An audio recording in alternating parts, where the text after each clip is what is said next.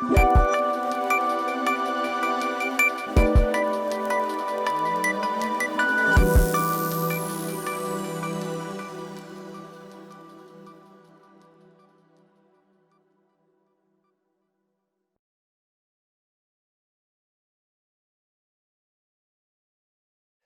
right, thanks. Yeah, so I'm going to present basically the science that we can do with GALAH 3, which, as Sarah said, is supposed to happen 1st of September.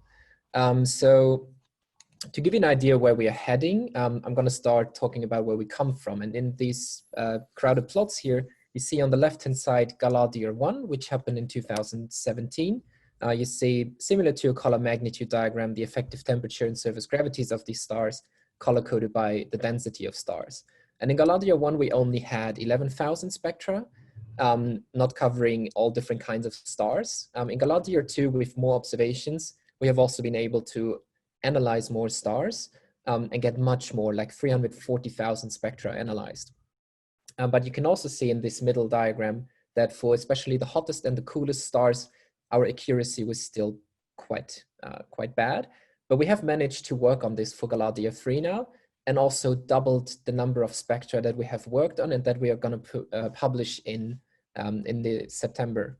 And we are more accurate with all of these stellar parameters, especially if you look at the red clump, which is typically at a log G of 2.5. So we're really accurate now for a lot of the stars that we work on. At the same time, we also work on the abundances, because this is really the data that we want to exploit. So what we typically do is we try to figure out how different elements are enriched. And for example, if you look at this plot where I'm plotting the alpha abundance ratio relative to iron versus on the x-axis, you see the iron abundance, depending on the IMF and star formation rate or burst strength, and how supernovae type 2 or 1a enrich the birth material of stars. We have stars situated in different parts here. So typically I'm plotting in purple where we have a lot of the old stars of the high alpha or thick disk of the Milky Way. And because they are not enriched yet by supernovae type 1a, they're much more alpha enhanced than, for example, the stars of the young and low alpha metal weak, the low alpha Milky Way disk, which is here in orange. And they also have a very different history to stars that are typically accreted, which have a very different star formation history, which are here in pink. So depending on where stars are in this diagram, we can tell a lot about where they come from, which population of the Milky Way they belong to.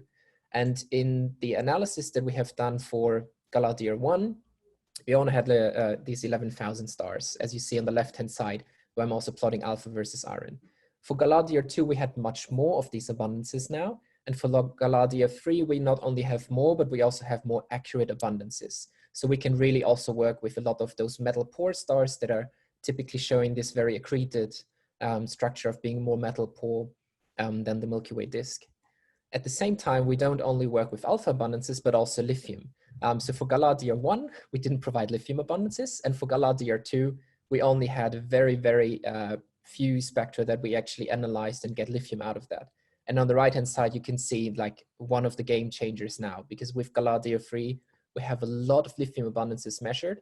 And you see this is a very complex pattern, because lithium is a very complex element in terms of how it's produced, how it's depleted.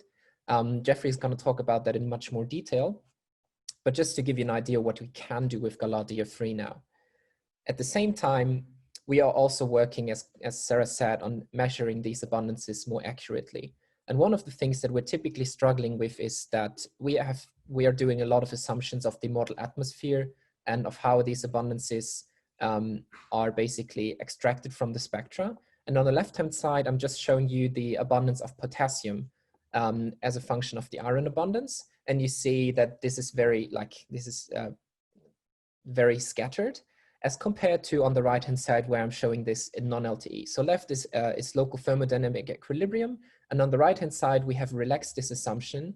And one of the things that happens is that we measure these abundances of potassium, for example, much more accurately now. And you see that, for example, the dispersion is decreasing. And at the same time, we not only do that for potassium, but we do that for 11 out of the 30 elements that we're going to provide as part of GALAH 3.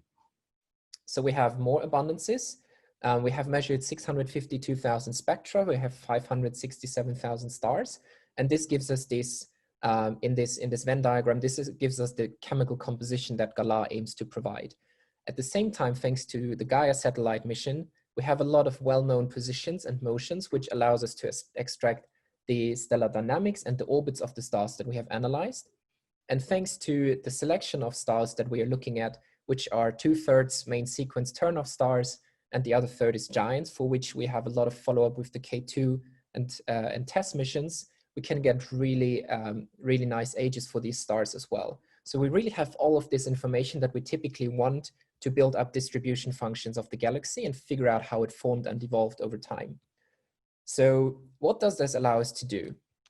I'm just coming back to lithium now. On the left-hand side, I'm basically showing a similar diagram to what we had before. So I'm showing the lithium abundance as a function of iron. And what I'm showing in the middle and the right-hand plot is I'm basically cutting a line in the left plot. And in the middle, I'm plotting everything that is above and the lithium abundances of 2.6. And on the right-hand side, I'm plotting the color magnitude or like temperature surface gravity diagram of all the stars that have low lithium abundances. And you see that the stars with the high lithium abundances are really interestingly situated in this diagram. So we have some stars that are typically cool dwarfs or warm dwarfs. And interestingly, you see this kind of dip feature where there's lithium abundances dropping. And this is one of the interesting things that we can now use to really figure out what happens there. What is causing this depletion of lithium in these stars? So we can really work on depletion scenarios.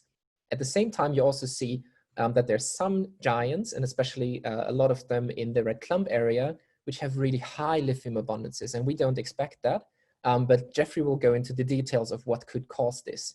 And we had a lot of people, for example, Andy Casey, also already working on that. So there's a lot of really exciting science that we can do with GALAH DF3.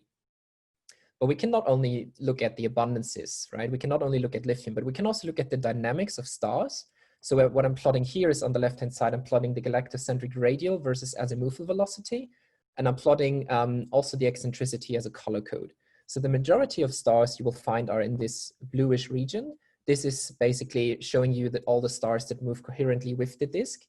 But there are also a lot of stars that don't move with the disk. Typically, we refer to them as basically stars with halo dynamics. And you see that a lot of them are basically having high eccentricity. And this has been found before. A lot of people have worked on that. For example, Nissen and Schuster identified these stars as low alpha halo stars. Belokurov found them as the Gaia sausage because they're elongated in exactly this plot.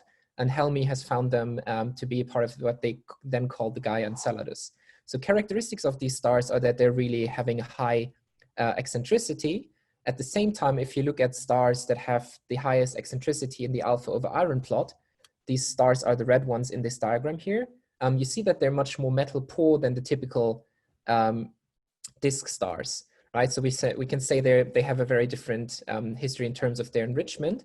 And another thing that we can do with GALAH now is we can really look at different elements. So I'm just plotting here different combinations of elements that are synthesized in different nuclear synthesis channels. So I'm plotting on the y-axis magnesium over copper abundance, and on the x-axis sodium versus iron.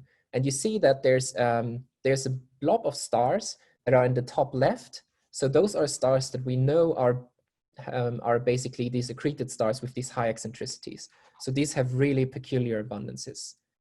So we can really follow their history up. And another science case that a lot of people in our consortium are working on is chemodynamic studies, but not only with GALAH, but actually on a galactic scale. Because as you can see here, where I'm just plotting the galactocentric positions of stars that we observe with GALAH in the left-hand side, Apogee in the middle, and Lamoste on the right-hand side. All of these surveys are really very complementary. We have some overlap between them, but typically we probe very different parts of the galaxy. You can also see that nicely if you look at the galactic height versus radius. And you can see that GALAH, for example, typically leaves out the plane, whereas, for example, Apogee in the middle really goes to the plane. So we're close to z = 0. So one of the great things is that because they're so complementary, we could actually use them together.